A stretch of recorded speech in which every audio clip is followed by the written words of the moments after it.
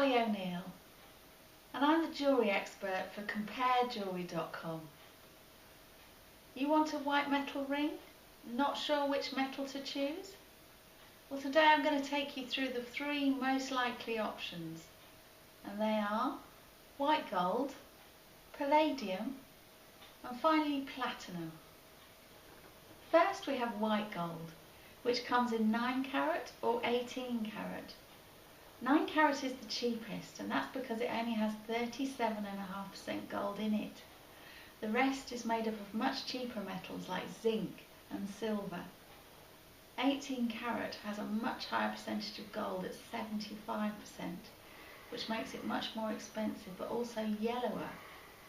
Both of these metals, 18 carat and 9 carat gold, are both not white, they're slightly yellow. So the ring is given a fine plating of rhodium, which is a precious white metal, very expensive, which is why the coating is often only 1,000th of a millimetre thick, very thin, which is why it's not surprising that it wears off very quickly and it will have to be replated with rhodium again.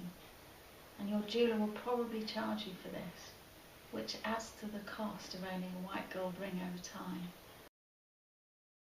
At the better quality end, you will find 18 carat white gold mixed with palladium. Now this is often found in jewellery made in Britain. Now this gives a much whiter finish. It's still not quite white, but it is a little bit grey, but it's perfectly acceptable for most people, so you won't have to have it replated as often, if at all. Secondly, we have palladium, which is a sister metal to platinum. It's a lighter metal, which means it won't have the weighty feel of the other metals, but it is priced in between 9 carat white gold and 18 carat white gold, and it's not as readily available because it's new to the market and it's quite difficult to work with, but it's worth searching out. A good quality jeweller should be able to help you out with one and make one to order for you. And lastly we have platinum, which, although it's a third more expensive than 18 carat white gold, it's worth upgrading for a ring that will last a lot longer. So platinum is typically 95% pure, which means it doesn't need plating.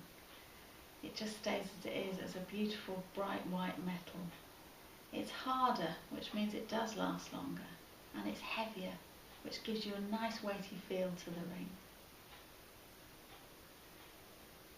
So in summary, whilst all metals are fine, they all have their advantages and disadvantages, and all white gold is fine for earrings and pendants.